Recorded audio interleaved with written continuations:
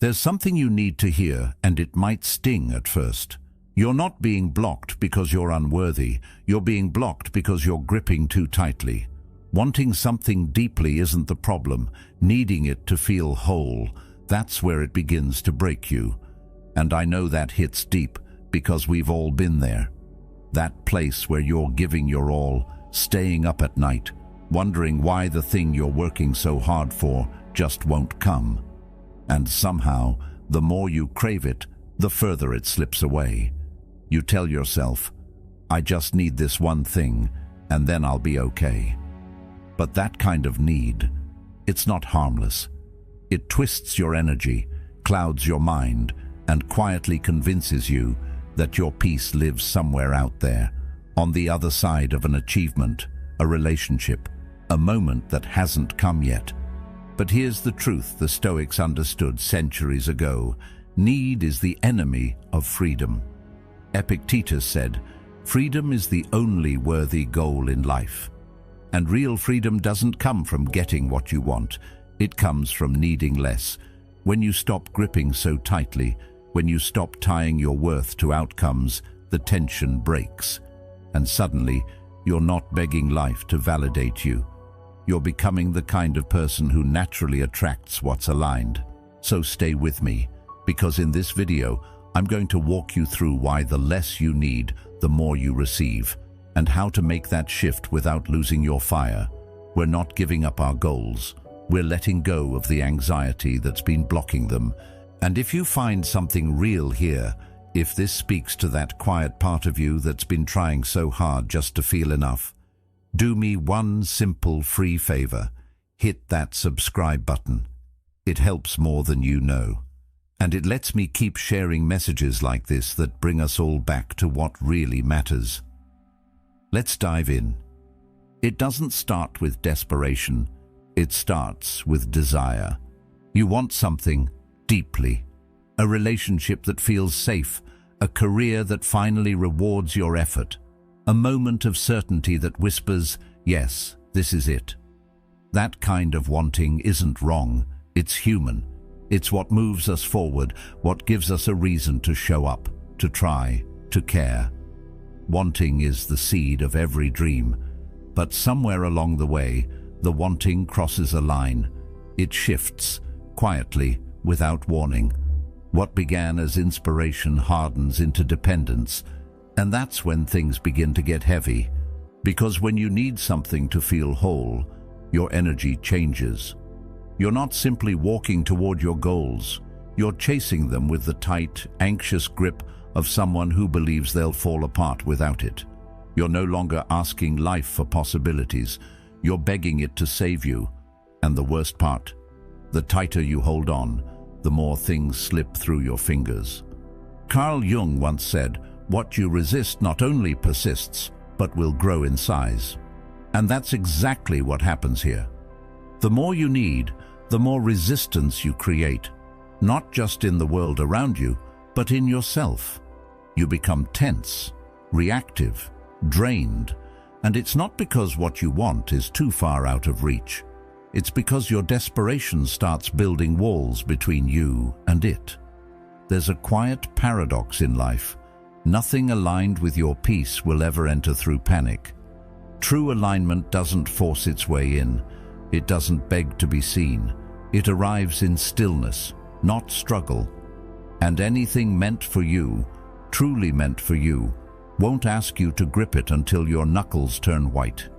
It will stay, not because you chase it, but because you're ready to hold it with calm, open hands. But when you're caught in need, calm is the first thing to go. You start reading too deeply into silences, overanalyzing every delay. You're not listening to your life anymore. You're interrogating it, demanding answers it's not ready to give.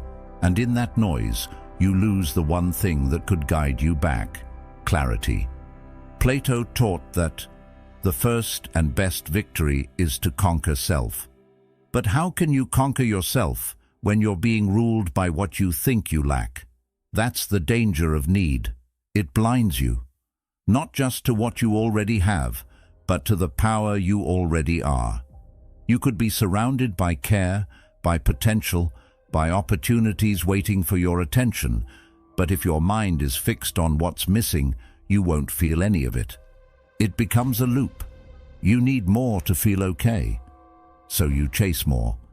But the chase only reinforces the idea that you're not okay as you are.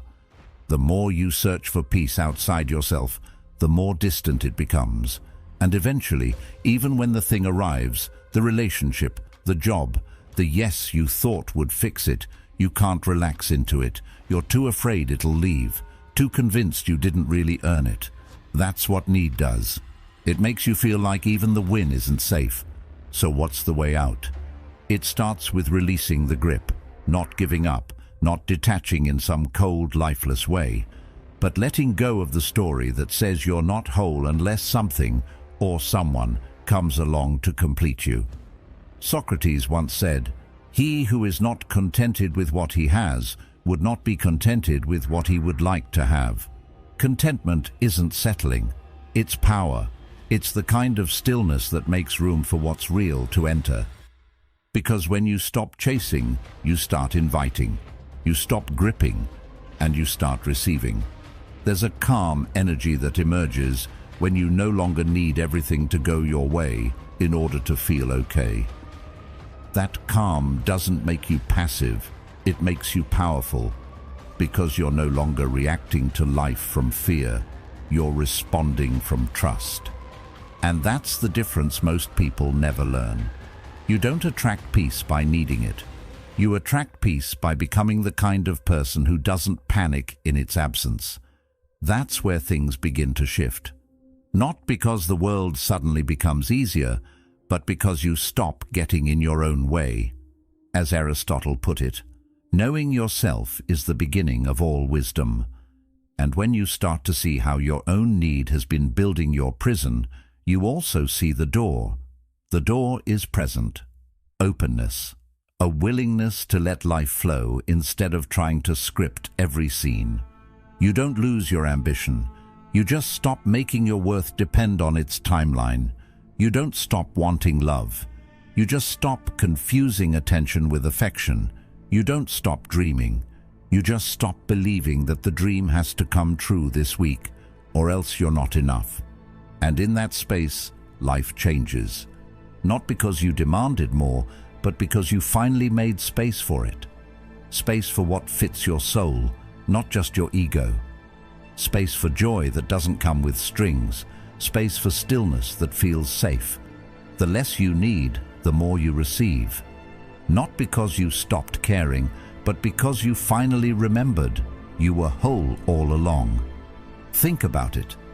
When you convince yourself that you have to get it, the job, the response, the approval, just to feel okay, your whole system goes into survival mode. You tense up. You overthink every move. You start second-guessing yourself, wondering if you're saying too much or not enough. You begin giving more than you have, pouring energy into places that don't pour back. You chase conversations that were never meant to hold you. You check your phone like it owes you peace, and each time it stays silent, you don't just feel ignored, you feel invisible. But here's the twist no one tells you. The universe doesn't respond to your desperation. It responds to your energy. And when your energy is full of anxiety, panic, and lack, life mirrors it back. The more you try to force something to happen, the more you create resistance. And the more resistance you build, the more everything starts to slip out of reach. Not because you're unworthy, but because you're holding on too tightly. When you're gripping that hard, nothing can breathe around you. Not love, not clarity, not the opportunities you're hoping for. It's like trying to catch water with a clenched fist. The tighter you squeeze, the less you hold. Because what's meant for you doesn't survive in an atmosphere of fear. It doesn't bloom in a space of tension. It only flows toward stillness, toward calm, quiet, open hands that are ready to receive, not desperate to control. And that shift? It's not something loud or dramatic. It starts in the moment you stop chasing and start trusting. Ever finally get what you were begging for, only to feel more insecure once it arrives. You get the job you prayed for, and suddenly you're doubting whether you deserve it. Every task feels like a test. Every meeting feels like a trap. You were so sure that this was the thing that would bring you peace, but now you're restless, looking over your shoulder, wondering how long it will last. Or maybe it's a text. That person you couldn't stop thinking about finally responds. And instead of relief, there's tension. You reread their words, scan for hidden meanings, overanalyze their tone. You're not enjoying the connection. You're preparing for it to disappear. This is what happens when you receive from a place of need. You don't truly receive. You grasp. You hold on too tightly. You stop breathing around it because you're scared that if you let your guard down, it'll vanish. The thing that was supposed to make you feel whole ends up making you feel even more fragile. And it's not because the thing itself is wrong. It's the energy you brought into it. You weren't ready to receive with openness. You were looking to fill a hole. Carl Jung once said, "Until you make the unconscious conscious, it will direct your life and you will call it fate." When we operate from need, we don't realize it's often a reaction to some deeper wound. We think the job, the partner, the praise is what we need. But really what we're starving for is inner peace, stability, self-worth. So when the external thing arrives, it can't fully land. Because we're still looking to it to fix something that was never its job to fix. And here's where it gets even more real. When you grip the outcome, when you try to control every moment of it, you turn the gift into pressure. What once felt like a blessing starts to feel like a burden. The joy fades, replaced by anxiety. Now you're not grateful. It's not enough. You're not relaxed. You're on edge. And this cycle repeats. Not because you don't get what you want, but because you haven't yet learned how to hold what you receive without fear. Socrates believed that the unexamined life is not worth living. That kind of reflection isn't just philosophical, it's practical. When you pause and notice how much of your tension comes from the fear of loss, you start to see how that fear keeps you from actually living. You weren't born to chase moments just to lock them in a cage. You were born to experience them, to feel them fully, to let them breathe. And that only happens when you stop needing them to complete you. Real receiving comes from stillness, from trust, from a grounded place that says, "I am enough with or without this." When you reach that place, everything shifts. You no longer need to control the outcome because you trust yourself to hold steady no matter what. The gift becomes lighter, the moment becomes richer. You no longer hoard experiences, you welcome them, and you let them go too without falling apart. Plato taught that the greatest wealth is to live content with little. That doesn't mean you stop desiring. It means you stop building your identity on what arrives. You find your center within. And when something beautiful comes into your life, you hold it with grace, not fear. You honor it, but you don't worship it. You stay rooted. And from that space, what's truly meant for you begins to stay. Not because you held tighter, but because you no longer needed to. So, what do? You stop grasping. You stop chasing. You stop running after every sign, every hint, every sliver of possibility like it's your only shot at peace. Instead, you open your hands. You breathe. You let the moment settle without trying to force what comes next. Because here's the truth most people never get taught. The less you need, the more life has space to deliver. Not because life suddenly becomes more generous, but because you become more open. There's no longer a wall of tension between you and what's trying to reach you. And that's not about pretending you don't care. It's not about giving up on your dreams or becoming numb to what you want. It's about letting go of the story that says, "If I don't have this, I'm not enough. If this doesn't happen, I'll break." Carl Jung said, Your vision will become clear only when you can look into your own heart. Who looks outside dreams. Who looks inside awakes. That's the shift. You stop putting your peace on things outside of you, things that change, people that leave, plans that fall apart. You stop asking the world to prove your worth. And when that old story dissolves, something strange happens. You become magnetic, not because you're trying harder, not because you're doing more, but because you're no longer working against yourself. You've stopped trying to convince life to give you what you already are, whole, ready, enough. And that kind of energy is rare. It's the kind that doesn't push, it doesn't chase, it simply invites. You start walking through life without begging it to notice you. You stop forcing doors open. You stop knocking on windows that were never meant to be yours. And instead, life begins to come to you. The opportunities that match your peace. The people who recognize your depth. The experiences that feel like alignment, not survival. Aristotle once said, "Happiness depends upon ourselves," and that's exactly what starts to become clear. You're not waiting for permission to feel content. You're not waiting for a green light from the universe to believe in yourself. You're living in a way that says, whether it comes or not, I know who I am. That's where your power lives. Not in how loud you shout, but in how still you can be when the world is silent. Letting go of need doesn't make you weaker. It makes you wiser. It teaches you to stay centered in your own value, instead of outsourcing it to people, outcomes, or timelines. And from that place, calm, grounded, quietly sure of who you are, you don't just attract more. You receive it fully. You enjoy it. You hold it with ease instead of fear.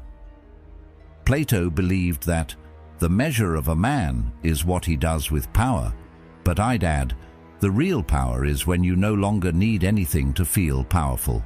That's when things start to shift. That's when the world begins to respond, not to your fear, but to your stillness. Because you're no longer chasing, you're inviting, you're not grasping anymore, you're just ready.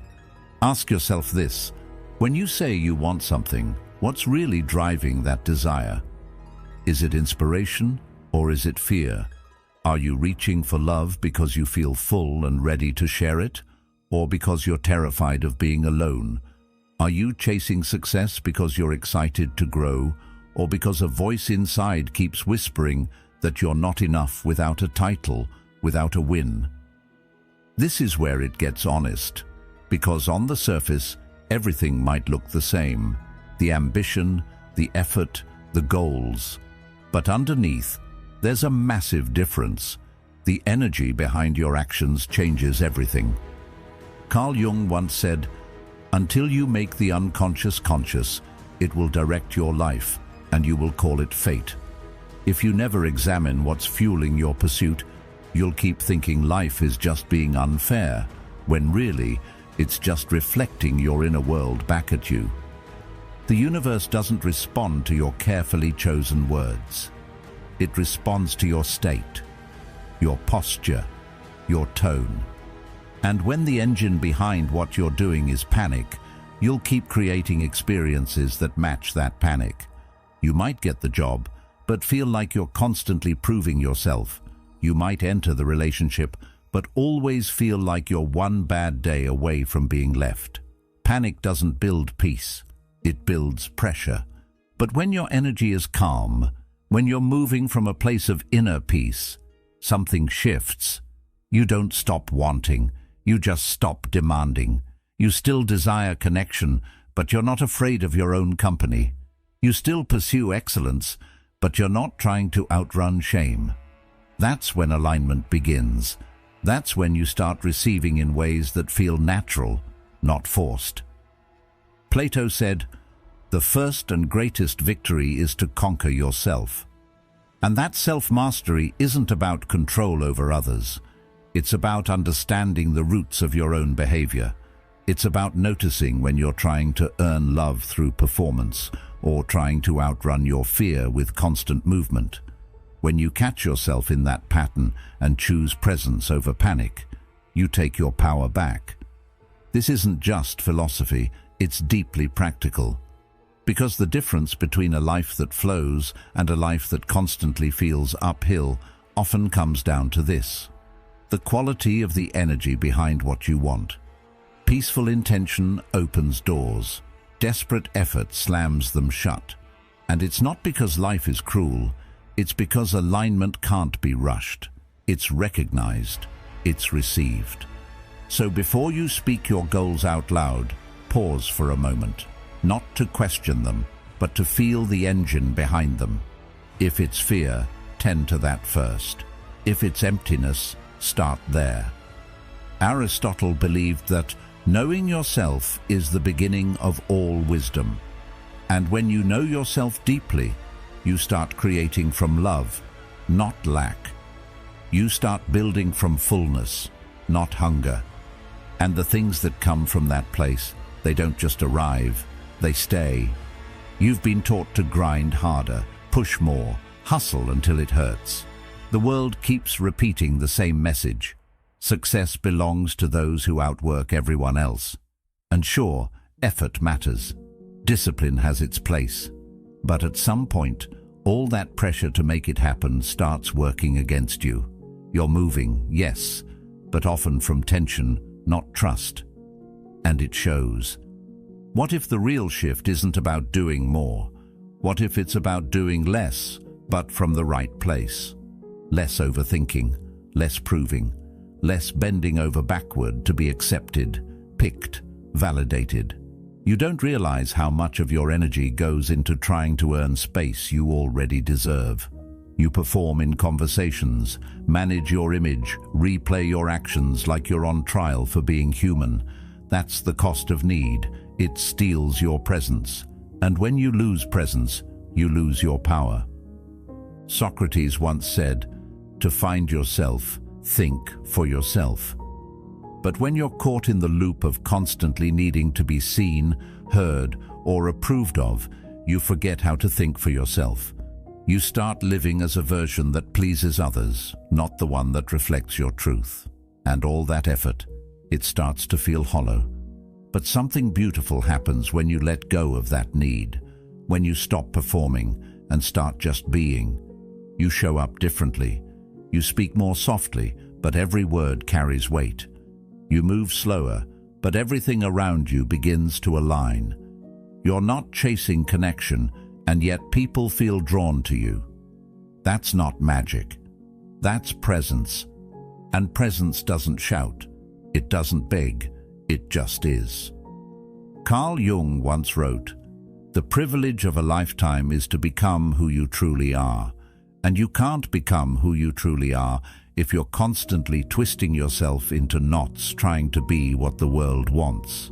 When you stop needing to be seen, ironically, you become impossible to ignore. People sense that something's different. You're calm, grounded. You don't rush to fill silence. You don't panic when plans shift.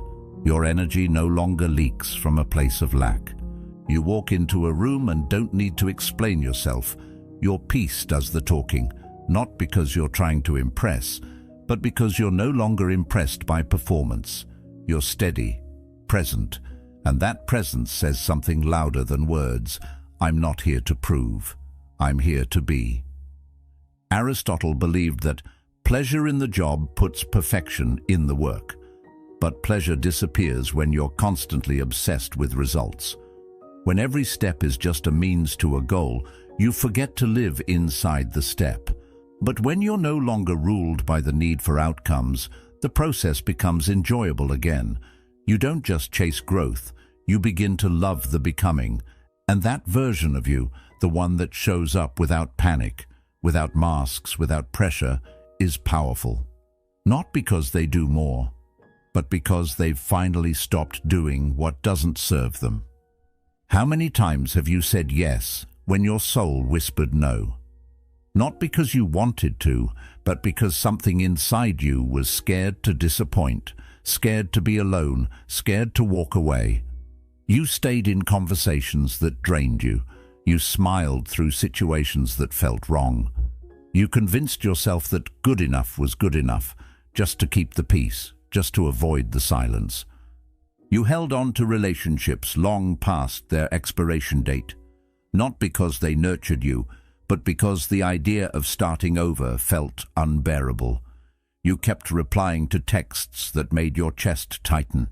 You listened to half-hearted apologies and called them effort. You kept showing up for people who only showed up when it was convenient.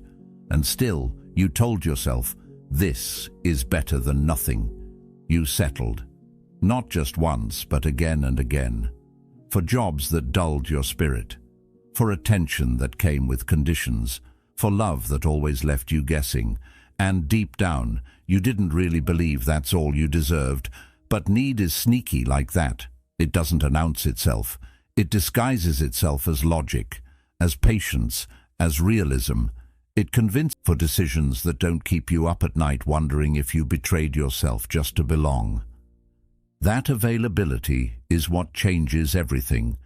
It shifts the way you walk into a room. You're not searching anymore. You're not scanning for signs or approval, or any tiny clue that you're okay. You're already okay. And because of that, you're no longer in your own way. The tension's gone. The struggle dissolves.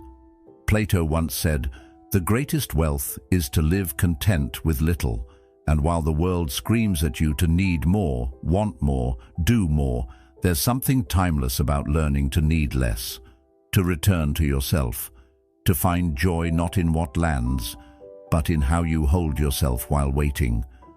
That's where life starts to flow, not because you forced it, but because you finally stopped resisting it.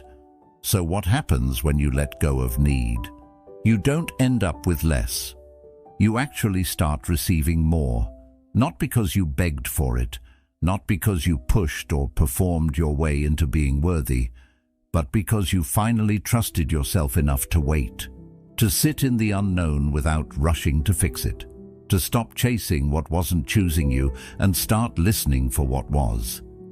You realize something powerful in that stillness. Your wholeness was never out there. It wasn't in the offer letter. It wasn't in the perfect reply. It wasn't waiting in someone else's love. It was buried under all the gripping, all the trying, all the noise you made trying to prove you mattered. When you strip that noise away, what's left is something steady, something real. And that version of you, the grounded one, that's the one life starts to notice. Not the desperate version that clings to every maybe, not the exhausted one that performs just to be picked, but the version that says with quiet certainty, if it's for me, it will come. If it's not, I'll still be whole. That kind of energy doesn't scream, it doesn't try to convince, it doesn't race anyone to the finish line. It waits, it trusts, it carries peace like armor. Socrates said, "The secret of change is to focus all of your energy not on fighting the old, but on building the new. And when you let go of need, you stop fighting. You stop resisting your current season. You stop struggling to rewrite the past or predict the future. You start building the present. You start becoming someone who isn't shaken by delays, by silence, by detours, because you're no longer trying to escape yourself." That kind of presence is rare. It's magnetic. Not because it tries to be, but because it simply is. And in a world full of noise and grasping, your stillness becomes a lighthouse, not just for others, but for the life that's been trying to find you, the life that doesn't want your panic, it wants your peace. So remember this: you were never meant to beg for what already belongs to you. Let go of the grip, and let life meet you in your stillness. If this spoke to something real inside you, there's another video waiting on the screen that will take you even deeper. Give it your time. Your peace is worth that much. Thank you for being here and for being a part of Stoic Journal. Come back when you need clarity or when the world gets loud. We'll be here, quiet, steady, and always real.